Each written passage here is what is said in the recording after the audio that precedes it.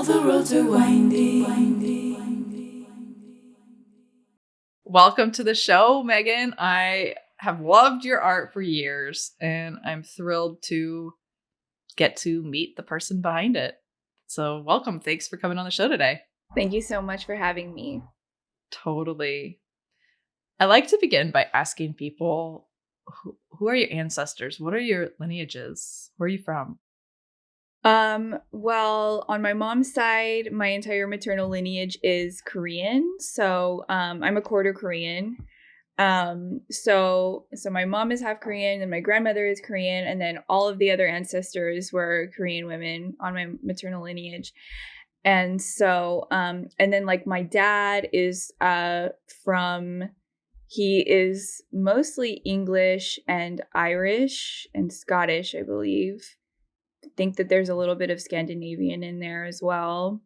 But he was born in Alabama or maybe in LA, and then he moved back to Alabama because that's where all of my ancestors were for many, many years on my dad's side.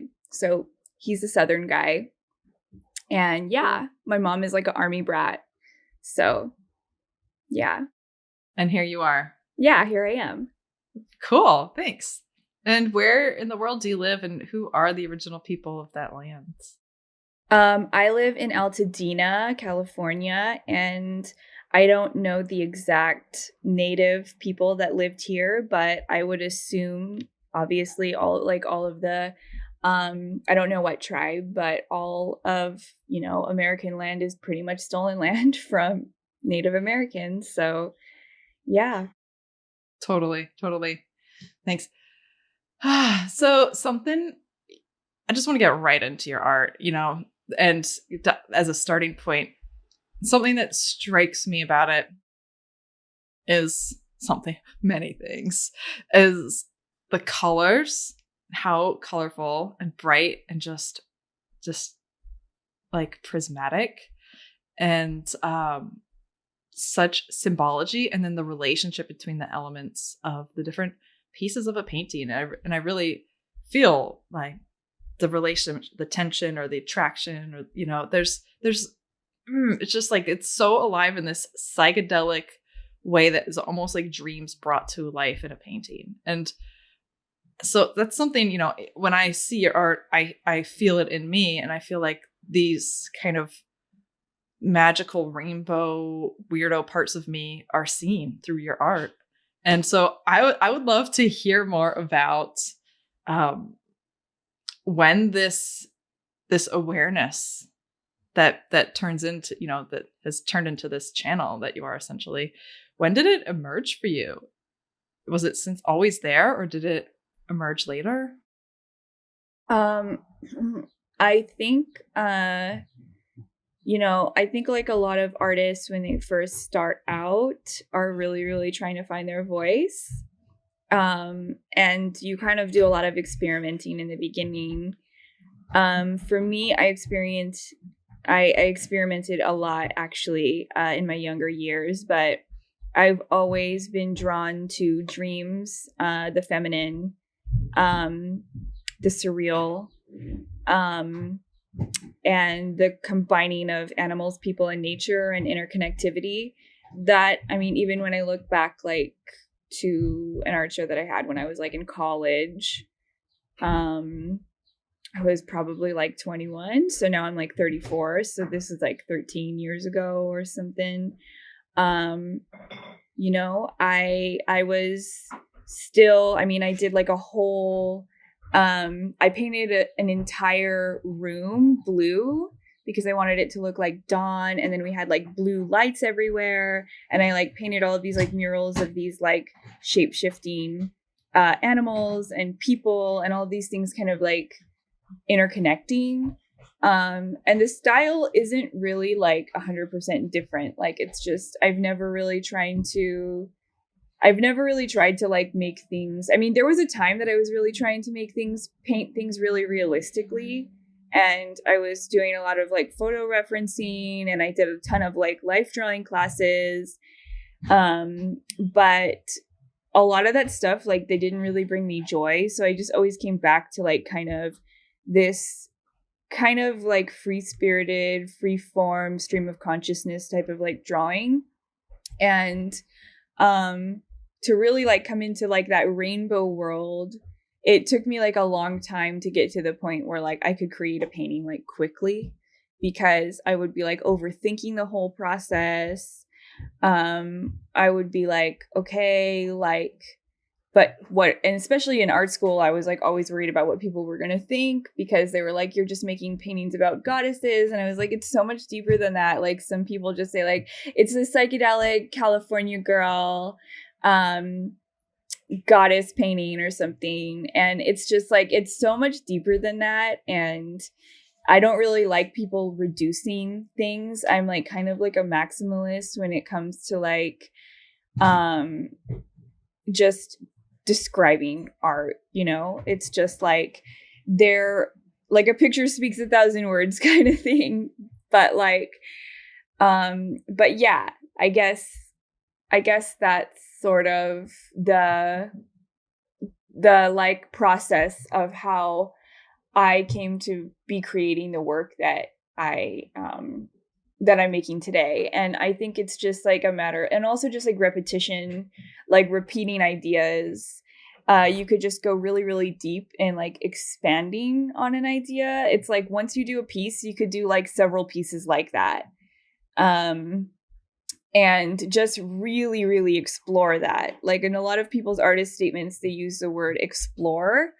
I'm exploring divine feminism. I'm exploring, psychedelic experience. I'm exploring dreams or whatever.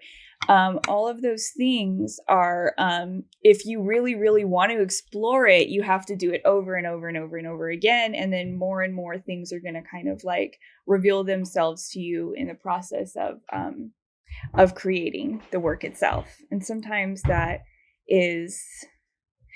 the work kind of speaks to you afterwards. Like sometimes you don't even know what the work is about until you've like done like 10 pieces about it. And you're like, actually, this is what I'm looking at. This is what I'm exploring. So yeah. Thank you. I love that. And I feel like that sometimes you don't even know what it is until afterwards you've done 10 pieces. That speaks so much to surrender and being that vessel. You're not there with like, I gotta do the box and the realistic, which isn't bad. I mean, if someone wants to do that, that's fine. But this element of, I would love to hear you speak on that. I think the element of surrender is so, so powerful in terms of manifestation and anything. And I mean, or magic or whatever kind of like ritual you're working on, like, you can't like go into something just like trying. Like there's an element of like trying, doing, but then also like losing yourself in that. And I think when you lose your, like, it's like when you keep wishing for something, like if you're thinking about it too much, it's like you're putting too much pressure. So the universe is kind of like, dude, you're pushing too hard. Like, you need to chill. You know what I mean? And that's how it was with like the work, is just like, just surrender to like what. And I think that a lot of people are like, yeah, challenge yourself, put yourself in your like, don't stay in your comfort zone with your work. And it's just like, well, what's wrong with that? Like, why don't you just surrender to like what feels good and what feels right? You know what I mean? It's like, yeah, you should challenge yourself like occasionally, but it's like, if you really want to, there is a time and a place for that, to like push yourself and to challenge yourself, but the work should feel good. It should feel good and you should feel comfortable creating it. Like that's the surrender in it. It's just like the trust that it's going to kind of work itself out in the way that feels good to you, and just like letting go and just being like, this is just me. Who cares about what anybody else thinks? Who cares about what anybody else says? And then just like kind of just becoming one with it. You know what I mean? Like, to me, that's like magical creativity, is just like flowing into the work so hard. It's just like, yeah, you're becoming one with that piece of art. I really love that. And magical creativity, it's so true. And I'm hearing in what you're saying, even like almost like dream interpretation. You have a dream, you don't control what you're going to dream. You go to sleep, you're in full surrender. You know, your conscious mind's like, peace out. and your unconscious is like, all right, let's party. And so you have a dream, and then it's almost like the painting process is also this dreaming process, and you don't know what it is until later, and you look at it, and it reveals itself to you, and in that you reveal yourself to you as well. Do you feel like your paintings give you greater self-awareness? Yeah, they do actually. I think like sometimes like I mean I get lots of visions. Like someone came into my studio recently and he was like, what are you referencing? And I was like, ideas that come and pop into my head. Like I'm not like looking at pictures. I mean, sometimes I'll be like, oh, like I'm getting a vision of like a flamingo, or I'm getting a vision of a dove. And like sometimes I'll just like go on Google Images, or I'll like pop open a book and like look at pictures of like doves or flamingos or something that I just like want to get a little bit more familiar with. But I try not to like look at it too much when I'm painting, because I want it to look like me. Like I want it to kind of resemble and fit into the rest of the painting, because I already have developed a certain style of like painting the figure and painting flowers and painting all kinds of things. So if I'm painting an animal that I'm not really that familiar with, I want to make sure that it doesn't look like, oh, this part right here looks a little bit more realistic. Like this part looks more dreamy. So I try to kind of like do a blending of that.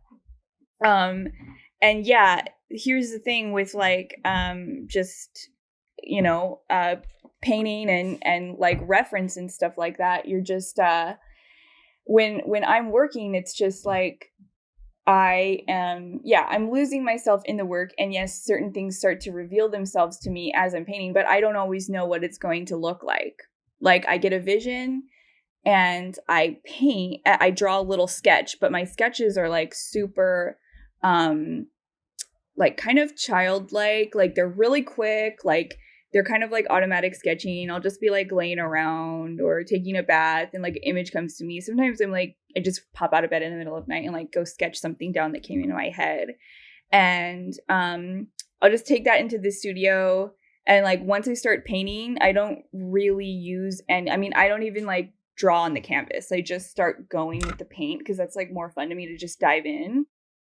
And yeah, the work starts to kind of like speak to me and tell me what to do, and tell me, like, okay, and then different things start coming up. I'll be like, oh, well, this part of the body kind of resembles like a papaya, or like a bird, or a snake, or maybe there's butterflies right here, and like, what do butterflies mean? Well, they mean freedom, or they mean happiness, and what other symbols can I use to kind of like move on with that? It's just like a flow.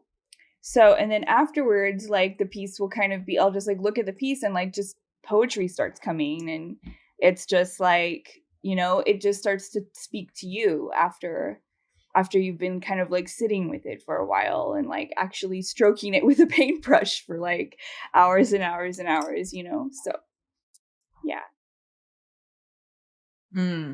Love it. I'm like seeing your paintings in my head as you're talking. I'm like, yes. Yeah. I want to go back to a piece that you said earlier about, you used to paint realistically before, and you're kind of worried, like people wanted to just say, you're like, oh, there's that California psychedelic girl, like into goddesses, and just kind of labeling you, and, transitioning from that, traditional, maybe realistic style into your unique voice, and all the things that you were afraid of, like, what will people think? What will they say? Da, da, da, da, da. What were some of those actual thoughts and feelings that you were experiencing before you had actually taken the leap into playing with and expressing your true style and accepting that? I think part of it's just like back to the surrender. At some point, like, it's more important to just like not give a fuck about what people are going to say and think, and just do what you're going to do, and know that there's going to be people that are going to resonate with it. It's just like, it might not be for them, but maybe it could be like a super healing piece for someone else. Like, you know, maybe it could be a piece that could change somebody's life, or it could be a piece that has deep meaning for somebody who really, really wants to look at it and try to understand it. Do you have any specific examples in your life of like how art has done that and someone's reflected that back to you? Yeah, I mean, it's just, I mean, the internet is just an incredible web of allowing people to like connect with each other from all over the world that are into like the same things. And you know, a lot of people like hate on Instagram, but like I feel like Instagram really like helped my business and really helped me connect to my community, because I didn't even know that so many people were out there who like would like my art and who would think it was interesting and who would want to like support it and buy it. And you know, I've worked with like so many amazing people that have really, really affirmed me in my path. You know, like every now and then, like, you know, you work with somebody that you really admire, or you know, you have somebody like sharing your work that is like, you know, somebody that maybe you've admired since you were like a teenager, or like connecting with like other artists that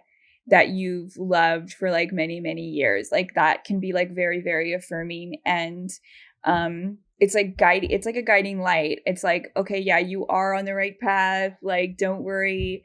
And you know, I get like little messages from people, like especially about a lot of my work that deals with like birth. One of my paintings is called Crowning, and it's about like the kind of in between of like life and like life inside of the womb to like outside, like right before the baby's born, when like the baby's head is like starting to come out, but like you guys are still part of the same entity. I've had a few messages from women who have bought that print, the woman who bought the original painting, and just a lot of the trauma that had to do with like their own birth story, and their own fertility story or what have you. And like this was a piece that they could like look at every day to like remind them of like the path that they're on in motherhood and in like conception and fertility and things like that. And I've had like so many like sweet, amazing messages from people like all over the world, like people just sliding into my DMs, like telling me that like the work has meant so much to them and helped them through a hard time or something. And to me, that means so much. It's like, that's more important to me than, you know, like some gallery just saying like, wow, like your work is like going to be sold at Christie's or something like that. So, yeah, I guess that has been something that has really, really been meaningful for me.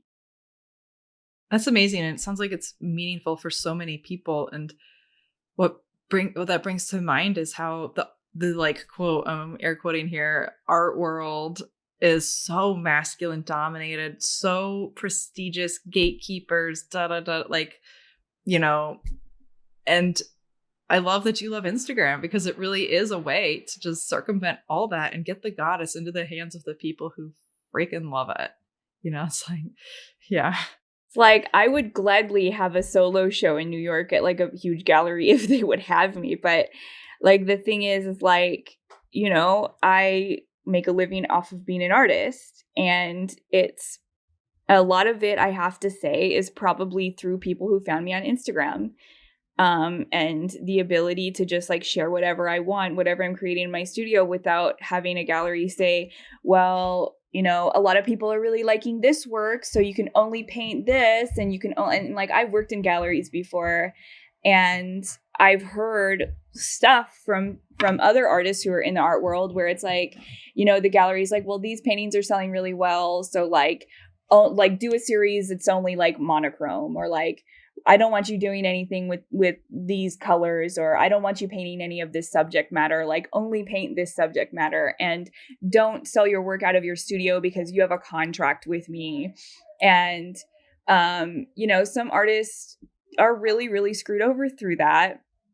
And it's really sad. And a lot of them have to work a lot of other jobs, even if they're, or other jobs, and they're like not, they're struggling because they have signed contracts with galleries. And I'm not against galleries. Like I would definitely like love gallery representation if it came down to it, it would be like really baller. But also I really like freedom, and I really like just like being the main person to say like, yeah, I'm going to sell my work to this person, or, you know, no, I don't want to like, you know, do this commission, or, you know, and yes, this is how much my paintings cost. And yes, you can buy them out of my studio, or, you know, it's like, it's really, really nice to be able to have 100% creative control. So yeah, I guess that's a big thing for me, is just like freedom. And I guess that's all. I mean, it's a huge part of my identity, is just like being able to call the shots and live in a free way. So, you know, I could never do an office job. I could never like, I did like really horrible minimum wage jobs my entire 20s. And now I make a living doing it. So doing my art. So, and I feel like, you know, I've been able to provide like a really cozy life for me and my daughter for that, like because of that. And it was just through me, like I was the only person pushing the wagon there, you know. So yeah, that's what I have to say about the art world. It's just like, it has its pros and its cons, like, you know, but I think being free is like such an important thing, especially for a lot of artistic people, is like feeling that freedom. And that's what a lot of artists are doing anyway, is just like, it's a form of freedom to like be creative and to just like make a painting, you know. It's like, it's a freeing, liberating experience in and of itself. So yeah. Thanks for that. And I know this is so cliche, but I think it's still a really pertinent question of, you know, that freedom that is so important seems at times like it can't pair with making a living. And yet here you are, an example of someone who is an artist. You have your creative freedom, and you're providing for yourself and your family. And that money, you know, you're making a living from your art, from your freedom, from your devotion and channel and vessel, or whatever you want to call it. How were there ever times where they were at odds with one another? Like, how did that come into unity of freedom and earning a living with? I think it's a creative will. And some people might call it stubbornness, but I just think that if you're really, really, really dedicated to something, like for me, it was painting, and just creating art, all kinds of art, but painting kind of became the main, the predominant, force in my creative, expression. And, for me, like, I think I started to like really, really transition into like kind of being my own boss, like after I had like a brief time in my mid 20s that I actually worked at like as an exotic dancer. It was like only like a few months, but I kind of like learned a little bit about like hustling. I was just like, okay, if I work really hard, if I like dance all night on stage, if I like, you know, if I can like be this thing for these people for this many, there was a lot of trauma attached to that experience in my life, but I did learn something from it, which is just like, you know, you can be your own boss, and like the sky is the limit for like how much you can earn, you know what I mean? And what you believe you can earn, it's possible for you to earn it. So, I mean, it was only like a few months that I kind of experienced that, and then I couldn't do it anymore. And it was just too much energy, and I was still doing my art the whole time. And then I ended up like working again at like a retail job because I just like needed to get away from it. And then, you know, it was just like just doing a ton of odd jobs. Like after that job fell through, it was like around my Saturn return time. I was like, okay, like what, like the years after I turned 25 were just like, whoa. Just like, it was just like, it's just, everything's getting worse and worse and worse. Everything's like crashing down on me, but I'm still doing all of the art. Like, you know, some people might have been like, you know what, I just need to like buckle down, like get a career in like something that is like reliable. But like for me, I was like, you know what, fuck it. If I have to work at a coffee shop forever just to like do my art, like I will. Like it was just like surrendering to like, this is the only thing I can do. And you know, I was like, and then I started to sell vintage clothes. This is all really like tangent stuff, but it all like led to where I am now. And it's wonderful. Thank you.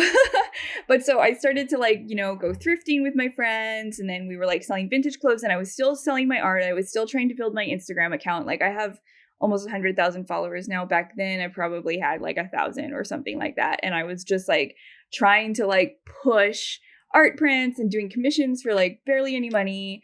Like I was just so happy to like that people were willing to pay me something for my art. And I had like little paintings. I would like sell paintings for like $200 or $300 on my website. I had like a little big cartel shop. And then on the weekends I was like doing the flea market and selling vintage. And I felt like at that point I was like 100% in control of like my finances. But I wasn't making very much. But at the time I thought, oh, this is more than I've ever made. And I don't have to like clock in at a certain time every single day. And I don't have to like, you know, be made to feel like a fool if I'm like 2 or 3 minutes late to the job, or, you know, being like guilt tripped into like coming in to like cover somebody's shift, like, you know, stuff like that. And then just like, you know, okay, like you can't take your break right now because blah, blah, blah, blah, blah, even though you're just like tired and you're just, and then like people pushing you to sell stuff and you need to get that commission. Like, it's just, I don't know. It's like, I didn't really feel like I was in alignment or like in purpose. It was just a paycheck. And I feel like everybody who I worked for always knew that, like that it was always just like a paycheck, except for like when I worked at an art gallery. I learned a lot when I worked at an art gallery. And that was like the one job that I was like, I could work here forever. But then actually something better even happened. I became the artist that I always wanted to be after working there.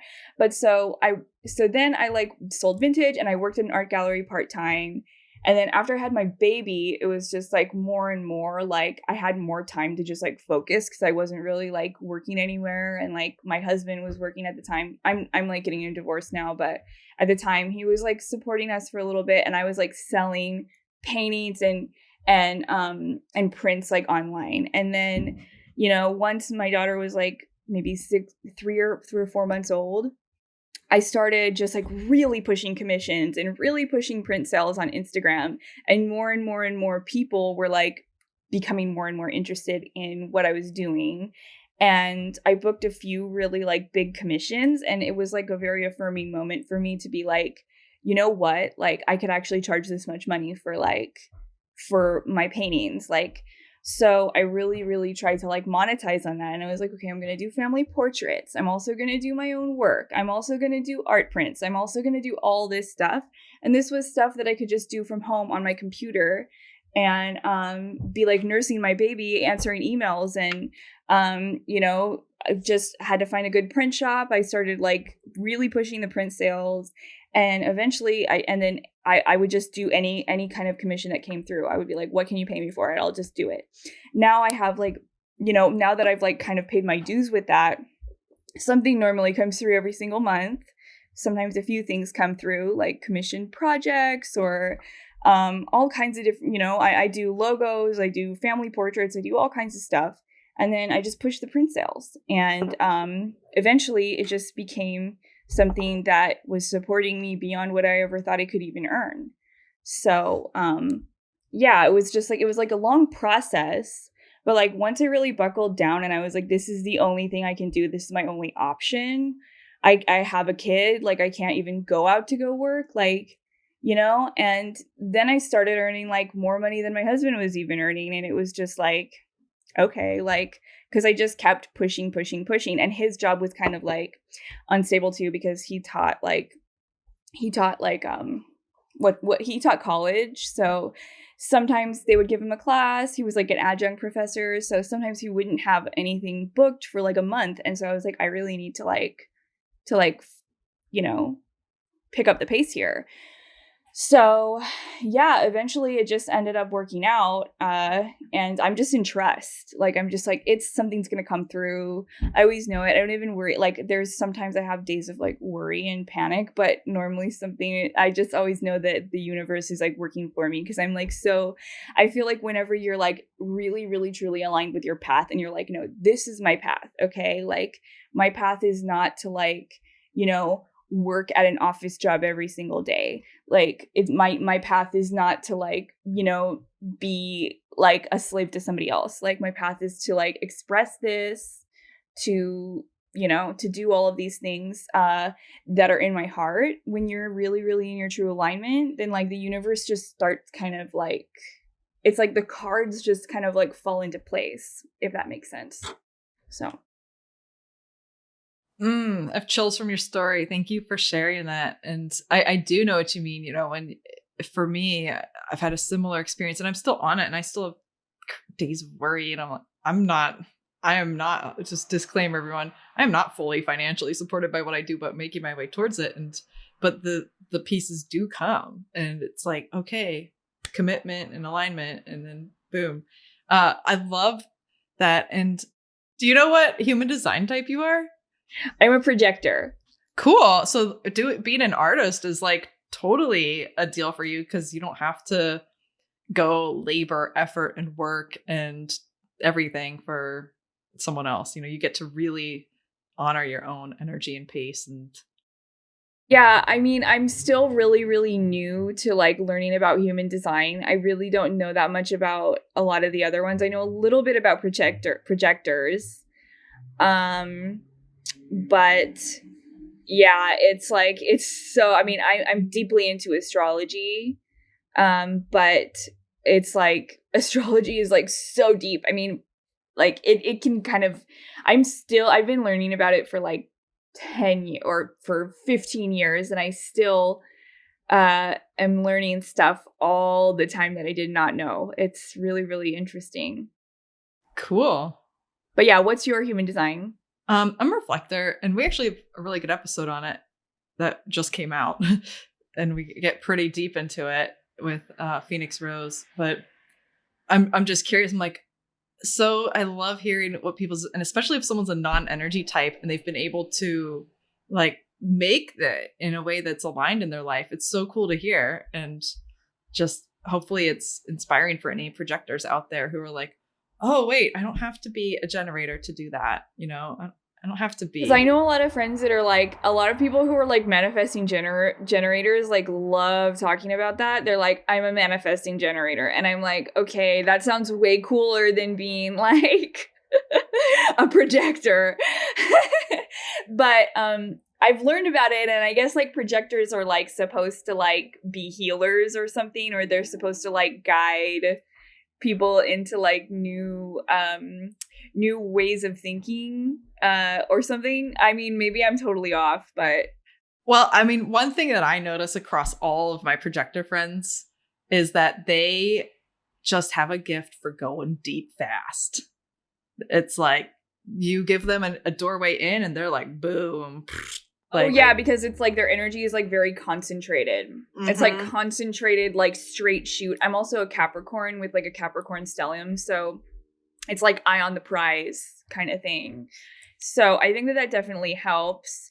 But, there are days where I'm like dreadfully lazy as well. Just like I know that like projectors really, really need their rest. Like they get really, really burnt out fast. Like I have a sauna and like I have an outdoor tub. So these are like things that I like need in my life to like decompress. Like sometimes like I just need to have also a day where I just like lay around in bed and like watch like a crime series or something, or or just like watch like romantic comedies all day long, or just totally veg out because I get like really exhausted. I want to hear more about that. I was going to ask you about that, so I'm glad we're going here of how do you tend your energy and how do you tend that connection with yourself? Do you see yourself as a vessel or a channel? And if so, like, how do you tend that? Which sounds like, sauna and vegging are part of it, like all of that. Yeah. Sometimes I think it's like I kind of what you said about the projectors, like going deep, like fast, like it's like if I get inspired, like I will just be like, I need to be in the studio. Everything else is like put on hold. Nobody can bother me. I'm not answering any calls. I'm not getting back to any DMs. I'm just freaking painting and that's it. Like, you know, I'm just like listening to music, listening to like a Margaret Atwood book on audio or Audible or something, and just like or any book really. I'm always like listening to books on audio. I'm always like I'm always just like being receptive to like like I read a lot. I listen to a lot of audiobooks. I listen to a lot of music, but I just need to kind of like be taking in some kind of thing and then just like pushing it out like in the studio. And like I will, if I'm really into a painting, I'll be like, okay, like sometimes my daughter will go to sleep and I'll just like have the little camera, like the little like baby camera still. So that because my studio's in the backyard, so I just want to make sure that if she wakes up, I'm like, you know, I'll be there and I'll hear her and stuff. And I'll just have my little camera and the video in the garage and just like work all night if I can. Sometimes I wake up like super early before she gets up to like finish a painting. But once I get like, it's like an itch. It's like I can't stop once I start when I'm like really, really into something. And then after it's done, like normally I feel like, oh my God, like I just made like a huge painting because I'm having an art show coming up. And I was just like working on it like fanatically for like 2 weeks. And then he was like, can you bring it by like the gallery? It was like last week on Tuesday. And I was like, sure. And then and then I just like went in the studio and I worked really hard for like, I don't know, like an hour or two. And I finished it. And like the paint was like still wet when I like brought it in my car. I was just like, okay, and I was just like, go, go, go, go, go. I brought it to the gallery. I like dropped off all of my print orders off at the post office. I like the whole day was just like completely like nonstop. And then the 2 other work days that I have, because my daughter goes to school 3 days a week. So I use those 3 days every week to like get all the work done that I need. And then sometimes I even bring my studio in the, I bring my daughter in the studio with me sometimes. She does some painting sometimes, and she's 3.5, so she's not like a little baby. She can make some art, and sometimes I give her the iPad, and she just kind of like plays her games and watches her shows, and mommy paints. So, you know, I know that I have at least 3 undisturbed work days, but for the next following 2 days after I had that really like crazy day of like finishing that painting, dropping it off at the studio, I was just like, or dropping it off at the art gallery, I just honestly like laid in bed for like 2 days and just like watched like shows and like, you know, hung out with a friend and just kind of like chilled out. And I was like feeling super guilty about it because I was like, I really should be working on stuff. Like I have other commissions that I need to do. But I just really, really needed the rest. You know what I mean? I was just like, oh my God. So yeah, it's like I kind of go back and forth, you know? So sometimes I'm just so like super lazy. And then other days I'm just like, okay, go, go, go, go, go. Sometimes it's like a period of like 4 days or 5 days that I just like won't stop. And then I just crash and I'm just like, okay, I need like a week to recover. So I don't know, what do reflectors do? Just listen to that episode. I talk a lot on that episode, but in general, reflectors are like, we pretty much taste just the experiences of life and then reflect them back to others, reflect them back to consciousness. And like we are very, you know, we have our own sort of like energy, or we're wired our own certain way to be in, you know, I have a very, what is clear to me, like purpose and path and desire that's arisen. And yet we also are like these open centers that are able to just perceive and experience people in a way that isn't as clouded as other types by our own wiring. So it's cool. But I think what you're saying about like having our culture has so normalized productivity as king. Like, I gotta be productive, or else if you're not being productive, you should feel guilty for it, or you're lazy, or you're wasting whatever time. And we've been so programmed into this productivity loop. And we've also been so normalized into like, you have to turn on at 9 a.m. and off at 5 p.m. And so I love hearing about your, days of just like, go, go, go. And like, you're like, okay, I got this inspiration and this itch you got to scratch and you got to just go. And like, I think talking about that and sharing our own alternative flows like that is so important, because, and then crashing for 2 days and just needing that recharge. Like, I'm the same way. I'm like, boom, boom, boom. And then I'm like, whoa, give me 2 days or 3 days, because I'm done. I'm like, there's like nothing I can't do anything. I'm like, done. And if I try to do something, it would lead me to burnout. Like, I actually did that. I did that for years and years and years and years. And it got me to literal exhaustion and burnout, like adrenal burnout. I remember every time I've had like a full-time job where I was like working like 40 hours a week, like I would just start like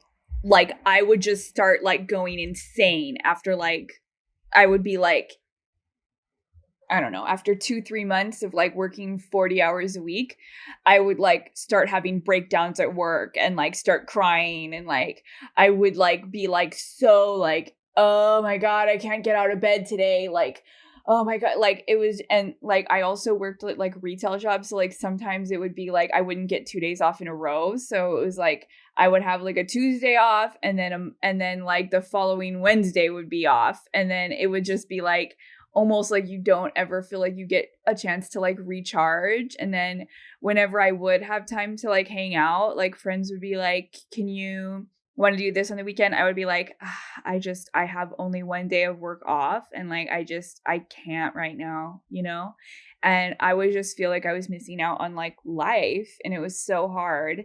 And people just think like, and my whole family, speaking of like ancestors and where we come from, like my whole family is like super working class. They're just like, work hard, play hard. If you work really hard at work, if you show up on time, if you get your overtime, you're going to get a good paycheck, and like make sure you have good insurance, and like make sure that you like, like get that good like pension plan and like the 401k and all that stuff.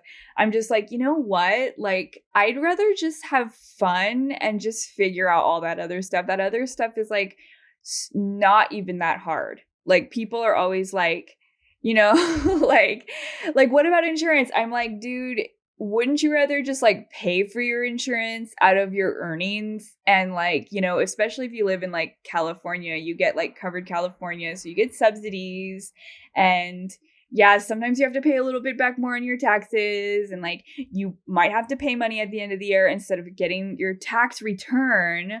But I mean, come on, wouldn't you rather like do what you want and have fun and like have a life that's like super full of what brings you joy instead of like what brings a company money? Like, I don't know. A lot of people are really, really, there's somebody that I follow on Instagram. I think her name's like Dr. Rosas Mena or something. I'll have to look it up. But she's all about like anti-colonial capitalist patriarchy. And, I just like love that, because like a lot of the stuff that she talks about is just like, you deserve a day of rest. Like, don't feel guilty for like wanting to have a day of rest. And this is what jobs, like almost any kind of job, makes you feel guilty for. It makes you feel guilty for being a human being. It makes you feel guilty for like being hungry or for needing to go to the bathroom. Like, I mean, can you imagine, like, it's like most people like spend so much of their life like working in a toxic office with like fluorescent lights, or just like a weird environment where they have to be on all day, smiling at everybody. You can't be this, you can't be that, you can't say this, or you can't be inappropriate, you have to dress this way. And if you need to go to the bathroom, you actually have to ask somebody to go to the bathroom. It's like, what? Like, I don't know. It's just like, I remember like I was like working at like so many jobs before where I was like working retail, working on the floor. It's like, I would have to ask to go to the bathroom and then be like, didn't you just go to the bathroom? And I'd be like, you know what? I drank a lot of coffee today because I needed to like wake up to like sell all of your like clothes. I'm just like, and then you're like putting pressure on me to like make people buy stuff that they don't need. And if I don't have these sales up, then like, you know, I could get written up for like not selling a certain amount of clothing. And it's like, and then if I sell $100 worth of stuff, I get like $3 commission. Like, it's like, what? Like, I don't know. It's just so weird. It's like, how can you feel in alignment when that's what you do? I mean, I think the thing is like, there's a lot of people who like, they like, and I've heard people say like, I live to work. And they're saying that about a job that they're just clocking in and clocking out every day. And I'm like, well, I live to work too. But like, my work is part of my own path. So, but I mean, people's life path and their purpose and stuff like that, it isn't always tied into their career. Like for me, it is, you know what I mean? Like, because I mean, having your career is like an essential part of like survival in like, you know, the culture that we live in. And if I'm not doing something, if I'm like, if I don't have an offering that is like both like supporting me and supporting others that feels in alignment with my truth, then what am I doing? You know what I mean? It's like, I'm just supporting a big system. And I am actually earning so much more money than I could have ever imagined. And I do have days where I say like, I'm going to take a fucking break today. I'm going to like chill the fuck out and go to Palm Springs for the weekend. Or I'm going to like go in the forest and like jump in a big, beautiful like creek or something and just say, you know what, I'll get back to all that stuff in a few days. It's okay. Unless, you know, I mean, there's always deadlines and there's always things that you need to get on time. And there's always going to be like pressing moments. But if you are doing what you love, it doesn't really feel stressful. You know what I mean? And so, yeah, anyways, that is my rant on on like what's wrong with capitalism today. I mean, not that like I'm not like against capitalism 100%, but because you know, I am making money off of I am making capital or whatever off of what I create and what I have to offer. So, but there should be some kind of a middle ground because it's like people are just, we're not robots and we're not meant to live like this, you know? So for me, I was like, I can't do this. I'm like literally going to die if I have to live like this. So yeah. I hear you. And the bot life is not for me either. Not, you know, maybe someone out there's purpose is to go do that. And that's great. But like for people for whom it's not, there's nothing wrong with you.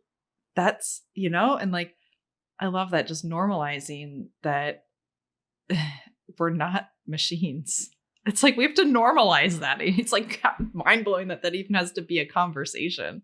Yeah, I know. Well, yeah, that's the thing. It's like, there are some people that are just like, I have friends who like, they like having a job and they like just being like, it's cool. Like, it makes me feel like it's like, it gives them like structure in their life. And they're like, okay, I'm going to get up at this time, work at the job. Like, it gives me something to do. Like, some people's minds are like always racing and they like need something to do. They need like a busy work to do. And you know, their purpose is like something else. Like maybe they sing in a band at night. And like, maybe if they had that much time on their hands every day, like maybe they would be doing a lot of bad stuff. You know what I mean? Like, you know, maybe they'd be getting themselves into trouble or they'd be like struggling with depression. Like some people really, really need like that structure in their life. And it really does work for a lot of people. So I don't want to, like, I feel like my rant was like a little bit like mean to people who like actually do like to have their jobs or whatever. I mean, these are all just my own personal feelings about how I feel in those kinds of environments and that it was not for me. I was not cut out for it. So, yeah, totally. And I think, you know, for a lot of people listening, we do have a lot of all kinds, whole spectrum of people, artists, office workers, stay-at-home moms, stay-at-home dads, parents, you know, entrepreneurs. We have all kinds of people. And I think just getting to just hear that someone else has a similar experience is so healing, because we're fed such a rigid, this is like you said with your family, like you got to go do the thing, get the pension, da da da. And I think, just I love your rant. So I'm here for it. I'm like, yeah, I'm here for it. And I really want to talk about your magical practices too. And do you identify as a wit? Yeah, 100% I do. Okay. So what does witch mean to you? A witch is basically an empowered woman. Like, I read a lot about this, and it was not always a term that was used like derogatory. But the patriarchy has kind of has been very, very fearful of powerful women for many centuries. So I mean, a lot of people are like afraid of an empowered woman, because female power is like really, really intense. It's like it's yin energy that is like super. It's divine feminine, and it's like super compacted yin, beautiful, divine mama wolf energy. And I think men, they like their yang energy is more just like, I'm going to overpower you, I'm going to dominate you, I'm going to control you. And like yin energy and like witch energy is more like, okay, manifestation, okay, like deep power, intention, and yeah, these kinds of like spell work and things like that. They are kind of basically ways of putting your will out there to have the universe work in your favor, through means that are gentle and where you're not physically having to like dominate. You're dominating from behind the scenes. So yeah, and I mean, I do lots of manifestation rituals, and ritual works the best when you are in surrender as well and in trust. So my work, I mean, it's like a spell in and of itself. It's a ritual in and of itself. And I do altar magic, I do candle magic, I do moon magic and sun magic. I do all kinds of stuff. I mean, I'm always thinking about magical things like constantly. So, yeah, but I always try to make sure that, I mean, I always do 100% make sure that every type of magical intention that I have is for the greater good. And when I do like love spells, I say like, may the love that I'm calling in make the universe a better place, a more peaceful place.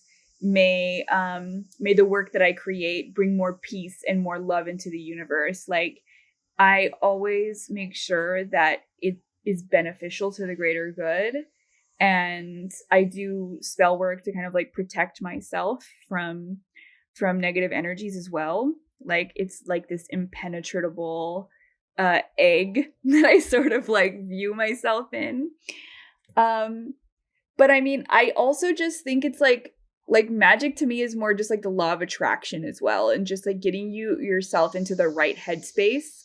And rituals can definitely do that, because it's like once you do a ritual so many times, it's like it becomes kind of just like what I was saying about like the paintings earlier. It's just like, do the same thing, you're exploring it, do the same thing over and over and over in different ways, and start to lose yourself in that, and you lose yourself in that ritual. And when you do that, it's like you're working almost on like a subconscious or unconscious level. I want to ask you about your, like, do you work specifically, because you're yin shadows, like, yeah, straight up yin. Do you work specifically with the goddess? Like, do you cultivate a relationship in any magical way with the goddess? Yeah, I mean, I talk to her all the time. I'm always like in prayer to her. I also like have been trying to like heal my relationship to the masculine because I have a lot of like trauma tied into like my experiences with the masculine. So I'm trying to kind of like heal that. And always say like the goddess is like earth energy and like God is like cosmos, like it's like the universe, but they're also just like combined together. Like I see the planets, they're kind of like solid, like I feel like their feminine energy and like the stars in the sky is kind of like God energy. I mean, it's just these are all things that I just kind of like think about a lot. But yeah, I definitely do have like when I pray to the goddess. When I meditate, I'm thinking about the goddess.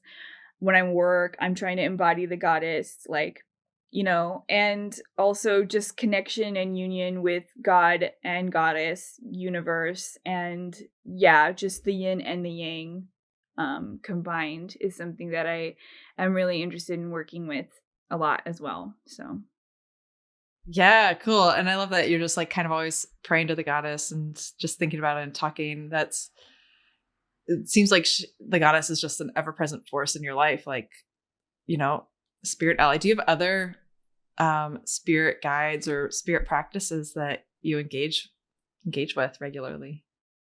I have a connection with I have a patron saint. I have a few patron saints, which are um basically a lot of female artists that have like passed away long ago. So are these like Catholic saints or just you've declared them a saint? I've declared them my Oh, I love that. Yeah. So Frida Kahlo is one of them, Leonora Feeney, Leonora Carrington. I also love actual like different mythological goddesses and what they represent. Lakshmi, Saraswati.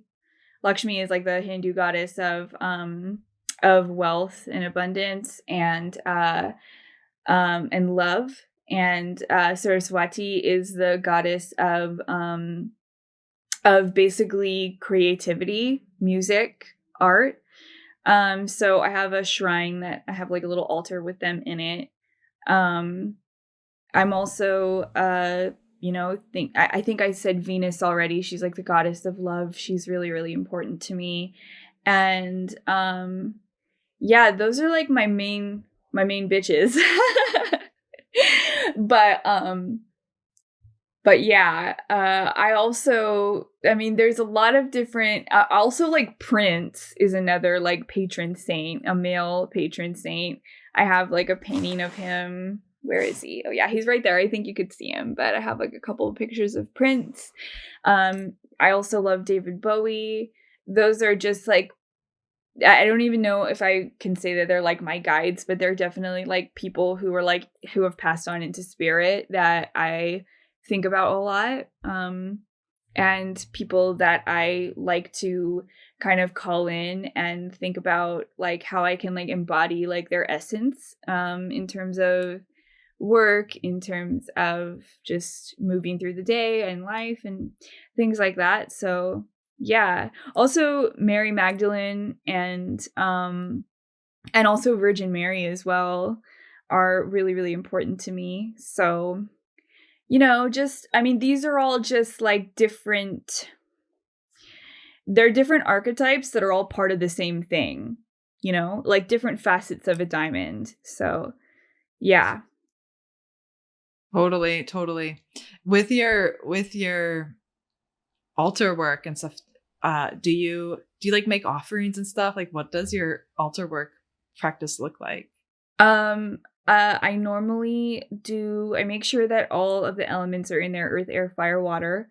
So there's always a candle in for fire, incense or feather for air, water. I always have like some kind of liquid offering. Sometimes it's wine, sometimes it's just water, sometimes it's tea. And earth, I always have like either a fruit, something that comes from the earth, uh, or flowers. Sage would also be earth and smoke and fire. So, I call in the corners. I sage the area, I cleanse the area, and then I put the intention in.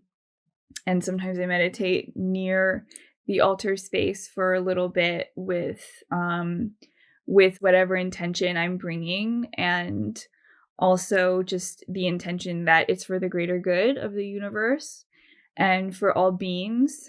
And I end it with like a peaceful prayer for all humanity and animals, people, and nature. And sometimes if it's like sometimes I just kind of like listen to, I feel like it's my guides, but sometimes I just get like an impulse that I need to put a piece of chocolate in there, or like a specific offering.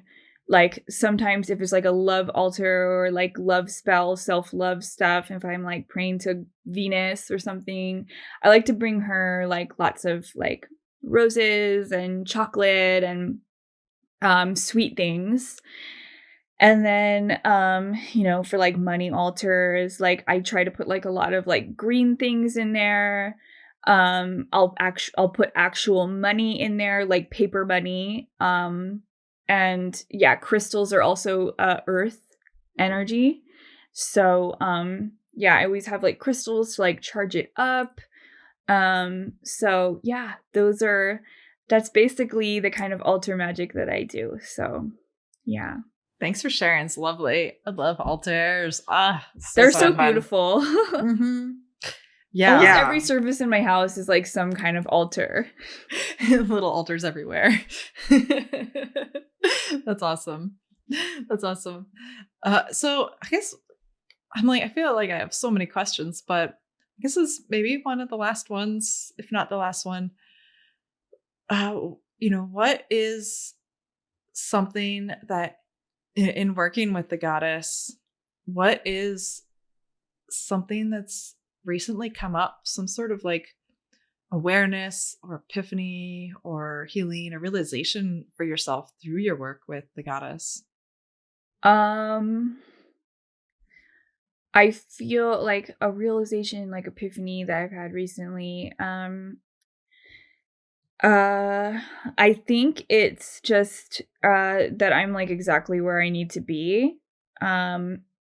Just sometimes we get so caught up in like what we're manifesting, what we're bringing in, what we're calling in.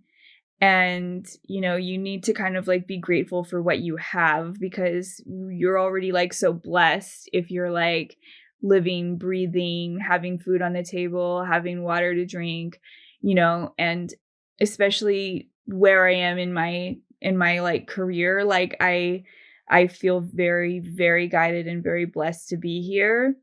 And, sometimes, there's moments of like being down, like, my marriage didn't work out, or, I'm having baby daddy drama or whatever. It's like, and, when people are like, how do you do it? You're like a single mom. I'm just like, dude, I love my kid.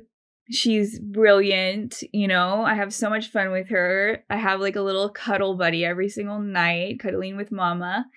And, like I'm just grateful, and I think like being grateful for everything that you do have, and like kind of like slapping yourself, like, wake up, dude, look at what you have. Like you are exactly where you're supposed to be.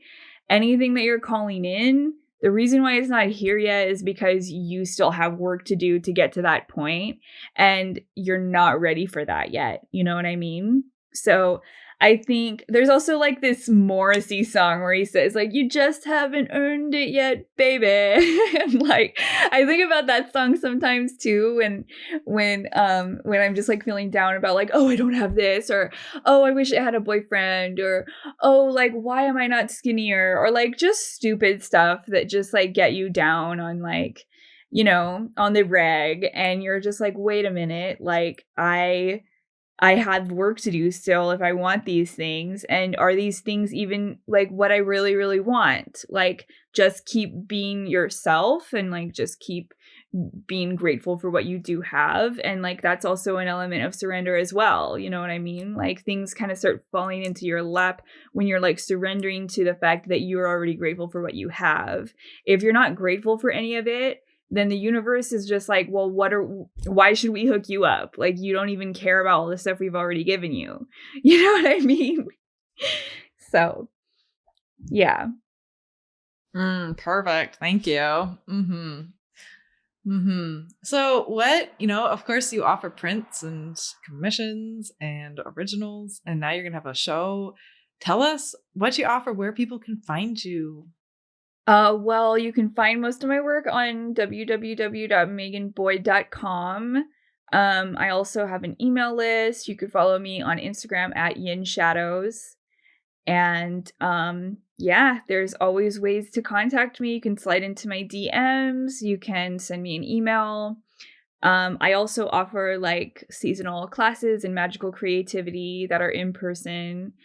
And yeah, there's always ways to connect. So beautiful. And those, of course, are in the show notes. And thank you so much for coming on the show, letting me ask you a bunch of questions and just sharing so beautifully. It's been real pleasure to just witness and receive what you got to say and all your radiant rainbow self. Thank you so much. All the roads are windy. Listen to over 200 free Earthspeak podcast episodes on your favorite podcast app and visit earthspeak.love to learn about our collective community and workshops.